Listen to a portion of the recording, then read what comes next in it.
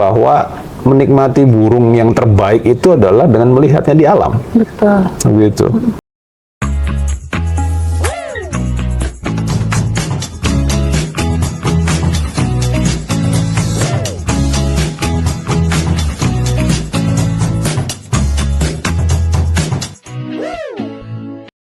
Kalian tahu gak sih ada 1.800 lebih spesies burung di Indonesia dan 500 lebih diantaranya adalah endemis asli Indonesia. Tapi keberadaannya juga ada yang mau punah dan status resikonya juga ada yang berhasil diturunkan. Gimana sih ceritanya? Yuk kita ngobrol langsung dengan Direktur Eksekutif Burung Indonesia di Kota Bogor.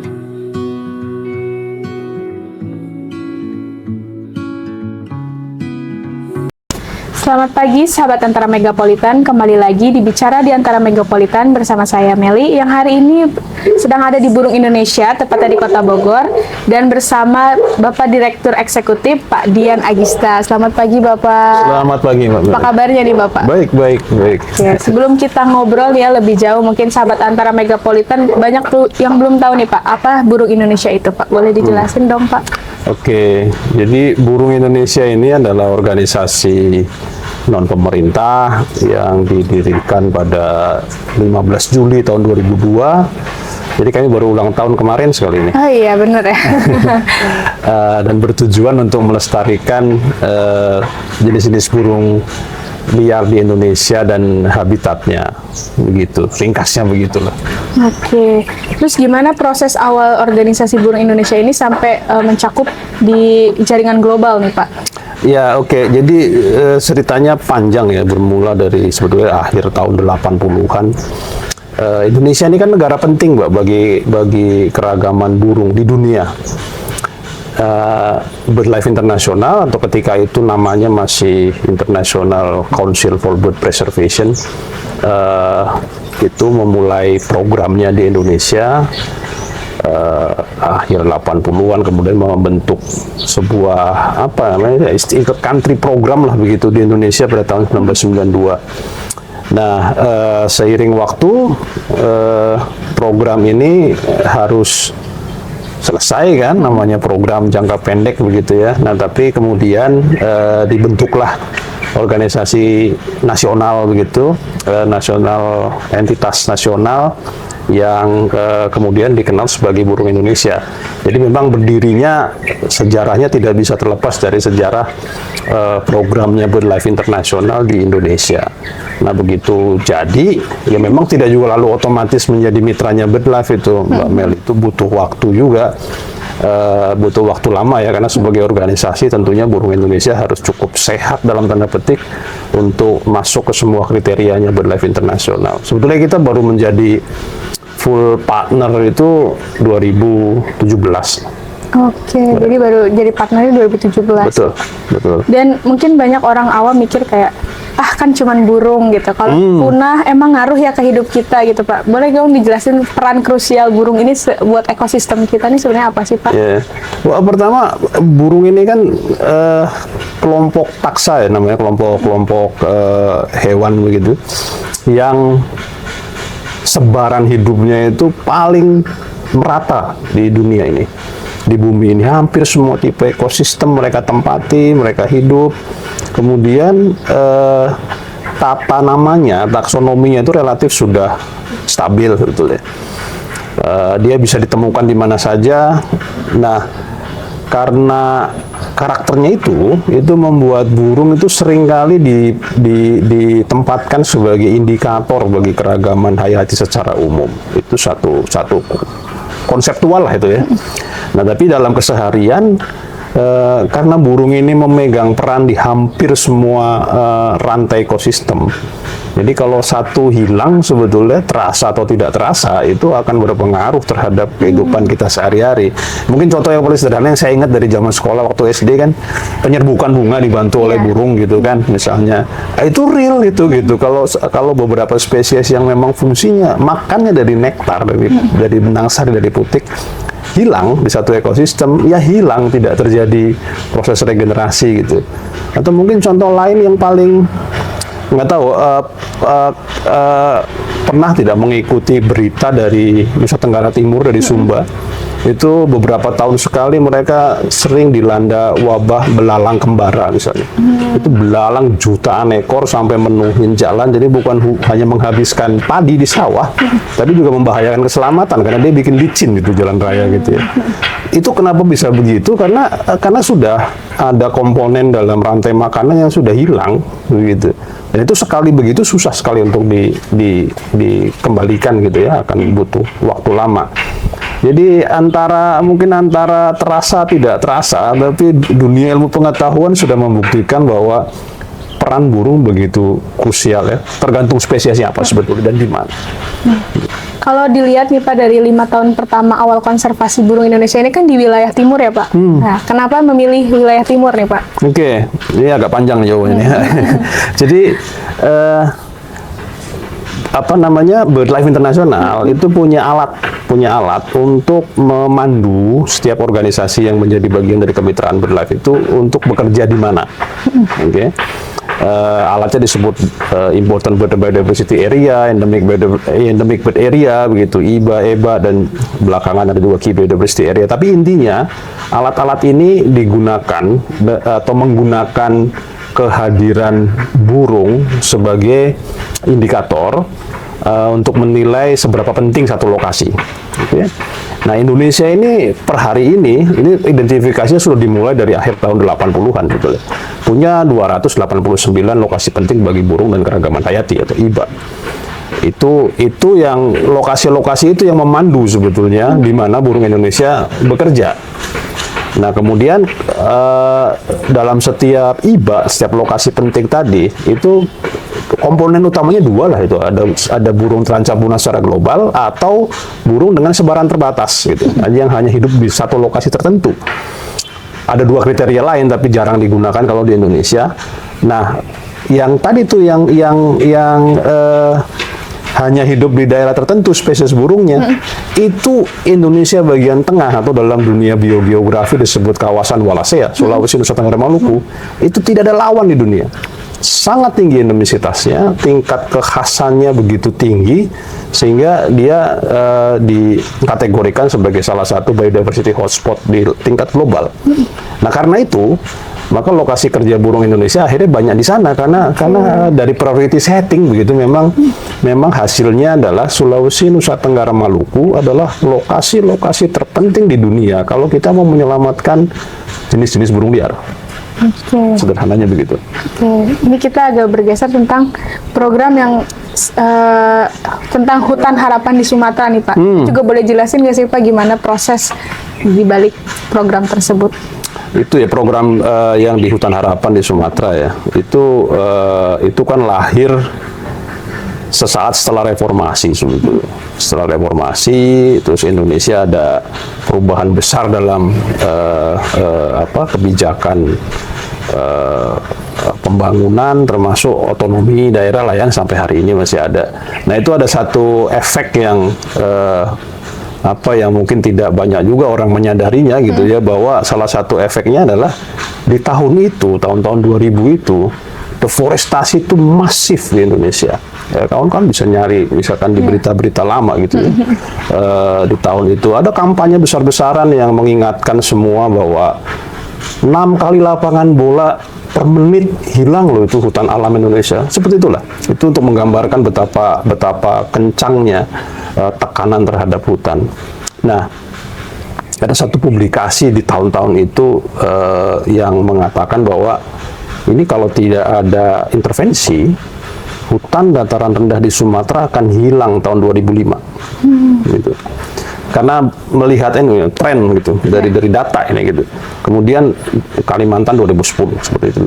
Nah, di-trigger oleh itu, kemudian kami di Burung Indonesia dan Kemitraan BirdLife Internasional mencoba untuk melihat gimana ya caranya gitu supaya bisalah menyelamatkan bagian dari hutan dataran rendah di Sumatera ini.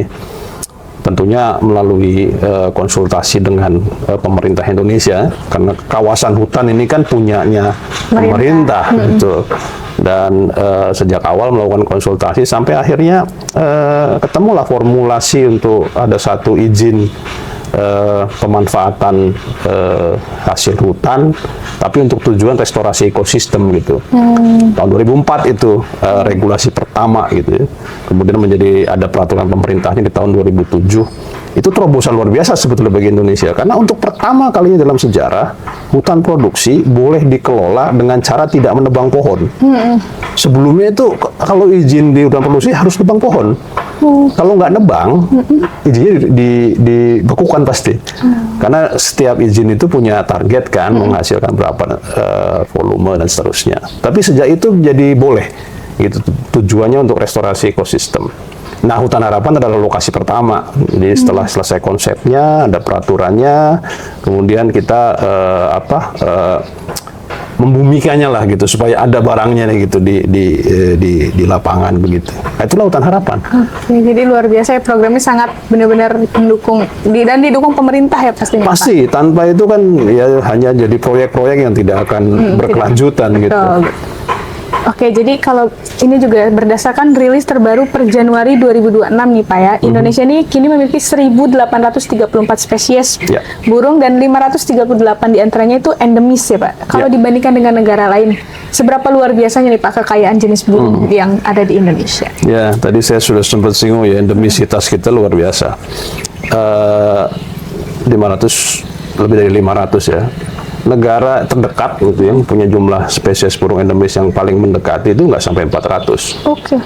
Australia, Brazil, Filipina gitu, nggak sampai 400. Jadi jauh sekali gitu. Kenapa bisa begitu kan pertanyaannya mungkin itu ya. Itu kan hasil dari proses evolusi juga selama ribuan tahun, karena negara kita kan unik ya, banyak sekali pulau-pulaunya. Kemudian kalau dilihat sejarahnya, sejarah geologinya misalnya, itu kan ada bagian yang berasal dari Asia dulunya, ada bagian yang dari Australia, ada yang datang entah dari mana terjadi di Sulawesi. Itu kalau baca geologi Sulawesi, itu seperti satu pulau hari ini, tapi sebetulnya berasal dari banyak sekali lempengan yang kemudian menyatu, bertumbuk di tengah gitu. Itu membuat faunanya jadi unik gitu. Ya? Sebetulnya bukan hanya burung ya. Kita tahu Komodo misalkan, ada di Pulau Komodo di Flores, nggak ada tempat lain di dunia ini. Di Pulau Sulawesi misalnya ada anoa. Itu kan kerbau atau sapi terkecil di dunia gitu. Itu hasil proses evolusi gitu sebetulnya. Nah, jadi sangat tinggi kalau bicara endemisitas, Indonesia tidak ada lawan. Memang secara endemis kita banyak dan emang itu yang harus kita jaga ya. Persis. Dan data juga menunjukkan ada 159 spesies yang terancam punah nih ya Pak ya, karena ahli fungsi lahan. Tapi ada juga 14 spesies yang status resikonya tuh berhasil diturunkan. Itu gimana Pak bisa diturunkan? Jadi pertama setiap tahun BirdLife Internasional termasuk Burung Indonesia itu menghasilkan status burung di Indonesia. Itu berdasarkan publikasi, kajian, catatan, penelitian dan seterusnya. Setiap tahun kita pasti publish itu. Di salah satu informasi kunci di dalamnya adalah status keterancaman secara global. Nah, 159 spesies itu adalah 159 spesies burung di Indonesia yang statusnya terancam punah secara global. Gitu. Kalau dia spesies endemis Indonesia sudah pasti terancam punah secara global juga gitu. Nah, kenapa ada spesies yang dari tahun ke tahun ada yang mengalami peningkatan, penurunan status keterancaman? Itu faktor pentingnya adalah seberapa sukses ya pengendalian faktor-faktor yang menjadi penyebab penurunan atau kenaikan populasi. Itu satu hal tentunya. Hal yang lain adalah ketersediaan informasi sebetulnya. Ketersediaan informasi. maksud saya gini, dari 14 itu ya, dari 14 spesies yang statusnya membaik, gitu lah ya, bisa kita katakan membaik. Itu saya ambil contoh satu, misalkan ada burung madu sangihe. Dia burung madu seperti yang ada di kita gitu ya, di mana-mana burung. Tapi dia hanya, spesies ini hanya ada di Sangihe, Pulau Sangihe, dia endemis di sana. Nah, statusnya kemudian oleh BirdLife diturunkan gitu ya, dianggap lebih baik. Itu karena kombinasi antara yang pertama, ketersediaan informasinya sudah lebih baik gitu, bahwa ternyata tidak selangka seperti laporan tahun-tahun sebelumnya gitu. Dia ada indikasi bahwa populasi sebetulnya jauh lebih besar dan sebarannya juga jauh lebih luas. Faktor lain tentunya adalah karena pengelolaan tempat tinggalnya gitu ya, yang juga semakin membaik begitu. Jadi itu faktornya banyak gitu, Mbak. Karena burung terancam punah secara global itu kan penyebabnya bisa karena alih fungsi lahan, itu salah satu hal. Tapi yang lain juga penangkapan, perburuan gitu. Iya, itu juga berkontribusi langsung. Nah, seberapa baik kita menangani faktor-faktor penyebab ini, nah itulah yang akan setiap tahunnya juga akan berkontribusi terhadap hasil review terhadap setiap spesies. Jadi di burung Indonesia ini ada tim yang melakukan kajian terhadap setiap spesies. Dia status keterancamannya bagaimana, naik, turun, seperti itu. Dan itu semuanya mendasarkan pada ketersediaan informasi. Begitu. Nah, jadi gitu ya sahabat Antara. Jadi bukan karena ahli fungsi lahan aja nih ya Pak ya bisa beresiko untuk burung-burung liar, tapi juga penangkapan, perburuan itu juga menjadi salah satu faktor yang menjadi kehidupan burung liar ini jadi tidak aman gitu ya Pak ya. Betul. Nah, kalau kita lihat lagi nih ada penambahan 5 spesies baru nih ya Pak di tahun 2026 ini, ya, di mana salah satunya adalah kangkok 3 nada di Borneo ya, yang ditemukan karena perbedaan nada kicauannya. Betul. Ini gimana sih Pak sampai bisa peneliti ini bisa tahu kalau dari nada beda kicauannya ini kalau ini nambah spesies baru nih Pak? Oke. Ya, ini satu sisi dari kemajuan ilmu pengetahuan dan teknologi sebenarnya. Itu kan orang membagi spesies burung atau satwa atau tumbuhan yang lain itu kan berdasarkan satu cabang ilmu yang namanya taksonomi gitu ya. Mempertelakan lah begitu, mengklasifikasikan. Nah, kalau dulu sekali kan sangat mengandalkan morfologi, sangat mengandalkan tampilan fisik gitu kan. Misalkan banyak sekali spesies burung di Indonesia ini yang dideskripsikan dan dinyatakan sebagai spesies itu di zaman kolonial gitu. Karena banyak naturalis dari Belanda atau negara lain yang mendeskripsikan bahwa oh ini spesies ini nih hanya hidup di sini gitu ya, berdasarkan ketersediaan informasi saat itu. Nah, semua itu berdasarkan morfologi, berdasarkan tampilan gitu. Oh, warna bulunya begini, pada bulu primer ada begini, dia berbeda, kayak gitulah kira-kira. Nah, semakin kesini kan semakin menggunakan teknologi ya. Sekitar 40-50 tahun yang lalu itu dimulailah misalnya, atau bukan dimulainya mungkin sudah lebih dulu, tapi mulai banyak digunakan DNA misalnya sebagai salah satu kriteria untuk menilai apakah sudah tepat nih menempatkan spesies X misalkan di sini, atau dia sebetulnya bagian dari spesies Z gitu, atau sebetulnya spesies X ini bisa dibagi 3 lagi, kayak gitu-gitulah. Nah, semakin kesini juga karena teknologi bisa menjawab ya, jadi bahkan variasi suara pun berkontribusi gitu. Dan itu bukan karena didengar oleh telinga begitu saja, tapi itu sudah hasil dari perekaman dan analisis yang meyakinkan lah begitu secara ilmiah gitu. Sehingga akhirnya ada yang dia dibedakan dari spesies lain gitu. Sebelumnya itu kan dianggap satu spesies yang lain kemudian dipecah gitu ya. Nah, itu karena itu. Tapi penting juga saya menyampaikan bahwa sebetulnya bukan hanya menambah spesies baru, Mbak Meli, tapi juga ada satu spesies yang dulunya dia spesies sendiri, kemudian jadi disatukan dengan spesies yang lain karena perkembangan pengetahuan tadi. Saya ambil contoh lagi di Sangihe, ada jenis burung di Sangihe yang dulunya dianggap endemis Sangihe. Tapi ternyata dia hanya subspesies, dia bagian dari spesies di Sulawesi gitu. Itu memungkinkan dan itu sangat dinamis. Karena kita ngobrol begini, para taksonomis itu bekerja itu untuk mereview itu gitu. Oke, jadi ini karena perkembangan teknologi juga ya. Jadi kicau aja bisa melahirkan apa ya? spesies baru. Spesies baru ya. Jadi bukan karena DNA-nya aja, jadi bisa karena kicaunya ya. Ternyata suara burung itu juga mencirikan spesiesnya ya Pak. Iya, salah satu ya. Oke, jadi ini kita beralih lagi nih ke pertanyaan selanjutnya. Burung Indonesia ini kan punya program keanggotaan publik gitu ya Pak, yang bernama Nature Trip. Salah satunya Salah satunya itu. Itu kan biasanya diikutin sama anak muda ya Pak. Betul. Nah, itu gimana sih emang cara gabungnya Pak kalau mau gabung ke Nature Trip? Cara paling awalnya bergabung saja dulu dengan Burung Indonesia sebagai anggota. Burung Indonesia ini kan sebuah organisasi dengan badan hukum berbentuk perkumpulan, perhimpunan. Jadi keanggotaan sebenarnya basisnya. Jadi siapapun 21 tahun ke atas bisa menjadi anggota Burung Indonesia. Jadi 21 tahun ke atas. Betul, betul. 21 tahun atau lebih begitu ya. Itu bisa menjadi anggota. Nah, kalau sudah jadi anggota Burung Indonesia bisa mengikuti beragam kegiatan yang dilakukan lah begitu ya. Nature trip itu kan biasanya perjalanan ke tempat yang agak jauh gitu. Kalau saya tidak salah yang terakhir itu ke Ujung Kulon ya. Pernah juga ke tempat-tempat lain yang agak lumayan jauh. Tapi di luar itu kegiatan yang lebih sederhana atau lebih nggak jauh-jauh amat lah begitu ya. Itu misalkan ada weekend birding. Weekend birding juga ada setiap Sabtu sekali sebulan.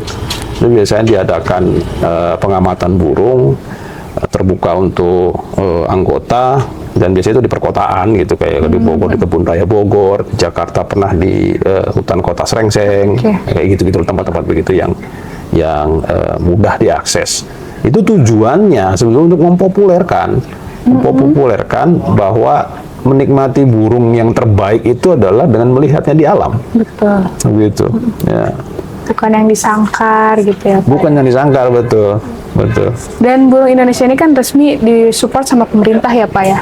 Kalau sampai sejauh ini seberapa besar sih Pak support pemerintah terhadap burung Indonesia? Jadi burung Indonesia ya tentunya bekerja dimanapun ya di Indonesia ini, kami berupaya untuk seoptimal mungkin menjadi bagian dari program pembangunan pemerintah Indonesia. Apakah itu di tingkat nasional ataupun di provinsi, kabupaten, kota ya. Dan kalau ditanya support itu seberapa besar, sebenarnya sangat besar ya, karena kalau tanpa restu dari pemerintah gitu kan, ya mungkin bisa aja kita melakukan kegiatan apapun, tapi sekali lagi terus dampak jangka panjangnya apa gitu kan. Pemerintah ini kan sebagai regulator, sebagai pemegang kebijakan, mengambil keputusan gitu ya, penting untuk selalu menjadi bagian dari program itu. Jadi sebagian besar burung Indonesia dimanapun lokasi kerja burung Indonesia itu ya mendapat dukungan dari pemerintah Indonesia, ya saling mendukung lah begitu. Iya, jadi benar-benar syukurnya itu disupport penuh sama pemerintah ya Pak ya. Iya. Dan kita mungkin tahu kalau sekarang tren memelihara burung dalam sangkar nih ya Pak ya, itu kan masih banyak dilakukan oleh masyarakat Indonesia gitu kan. Dan pasti masih banyak yang suka dilomba-lombakan ya Pak. Kalau dari burung Indonesia sendiri gitu, edukasi ke masyarakatnya itu gimana Pak untuk tren memelihara burung dalam sangkar itu? Jadi kan masyarakat Indonesia memelihara burung dalam sangkar itu bukan barang baru ya. Itu sudah sudah terjadi, saya nggak tahu sejak kapan gitu ya, tapi itu bagian dari tradisi sebetulnya gitu. Walaupun di dalam tradisi misalkan orang Jawa lah, ambillah dari orang tradisinya orang Jawa gitu ya, itu terbatas pada spesies tertentu sebetulnya dulu itu, spesies tertentu yang memang mudah diternakkan gitu ya, dikembangbiakan.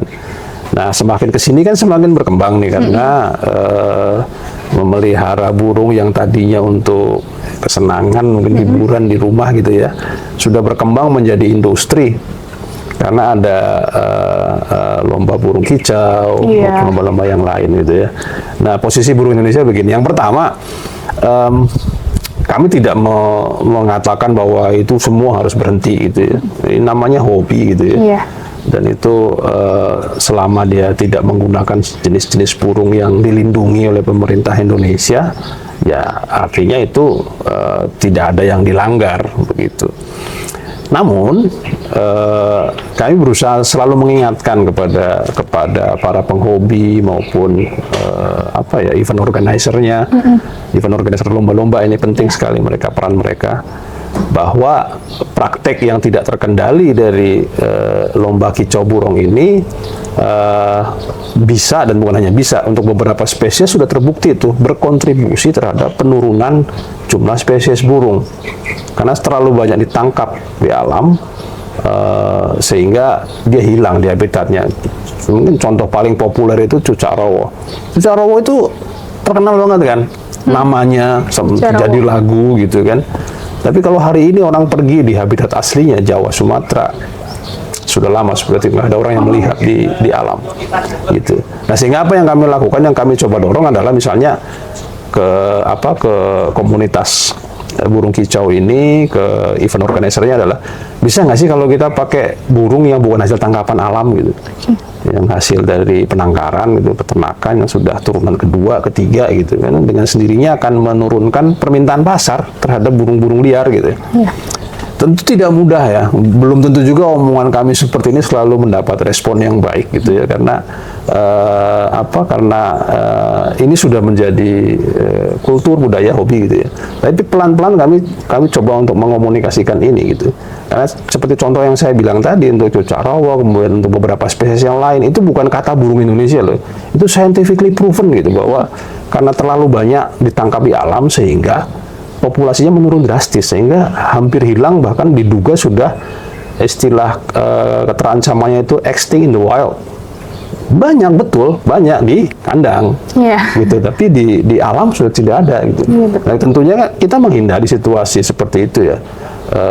Tapi ya itu tadi, ini perlu upaya yang luar biasa memang gitu ya. Tapi kami tidak memusuhi kok mereka yang punya hobi ya. begitu. Hanya coba untuk memberikan masukan begitu ya, bagaimana baiknya gitu. Nah, pada saat yang sama burung Indonesia juga mempopulerkan itu tadi, breeding, pengamatan burung di alam, karena kami percaya itu cara terbaik untuk menikmati burung gitu, dengan melihatnya di alam, di rumahnya memang begitu. Karena dasarnya dia harusnya di alam ya, betul, Pak? Untuk menjalankan fungsi di ekosistem tadi hanya berjalan kalau mereka hidup di alam begitu. Karena kalau di sangkar juga kan gimana ya, ekosistemnya jadi nggak jalan ya, Pak. Betul. Belum lagi risiko flu burung gitu-gitu ya.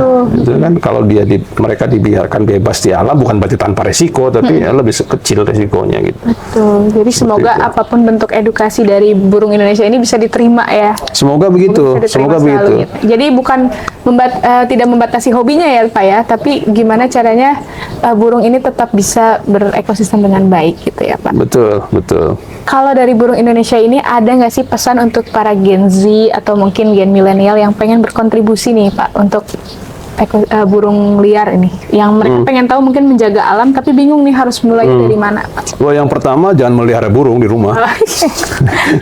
Itu kontribusi yang sangat besar tuh. Bayangkan generasi yang lahir setelah tahun 80 lah katakannya, itu kan mayoritas 2/3 penduduk Indonesia itu.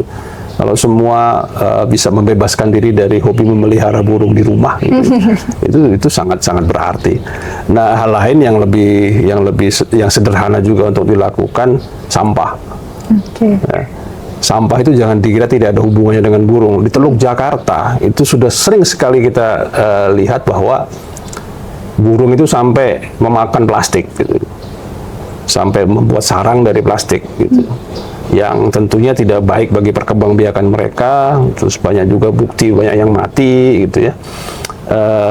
Jadi ya jangan buang sampah sembarangan lah gitu ya, terutama sampah plastik. Sampah plastik itu sangat berbahaya, Mbak.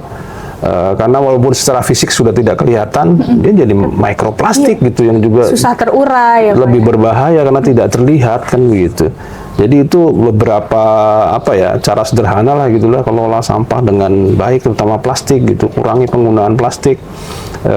Terus burung tadi jangan dipelihara, biarkan aja, biarkan di alam. Bisa kok mereka hadir di sekitar rumah gitu, bisa kalau ada tanaman, ada apa dan nggak pernah diganggu, pasti hadir gitu.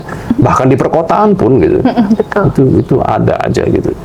Oke, jadi gitu ya sahabat Andra. Jadi bukan hanya karena jangan memelihara burung ya, tapi jaga lingkungannya juga agar burung liar yang ada di alam ini tetap terjaga ekosistemnya. Mungkin yang terakhir nih Pak, harapan Bapak untuk burung Indonesia ke depannya seperti apa, Pak? Ya, burung Indonesia kan punya tujuan untuk melestarikan seluruh jenis burung liar di Indonesia dan habitatnya. Kalau hari ini artinya 1.834 spesies burung. Tentunya kami berharap agar itu bisa tercapai. Tidak ada lagi cerita burung di Indonesia yang punah, menuju kepunahan. Semuanya terbebas dari status terancam punah secara global. Yang hari ini kita punya 159, dan tidak ada cara yang lebih kuat ya dibandingkan dengan melalui kerjasama dengan segenap komponen masyarakat, begitu. Upaya pelestarian burung liar dan habitatnya ini tidak eksklusif hanya di organisasi tertentu, hanya di pemerintah, tapi harus menjadi bagian dari gerakan publik. Harapan kami begitu, agar konservasi burung itu menjadi domainnya publik Indonesia, begitu. Oke, jadi gitu ya sahabat Antara.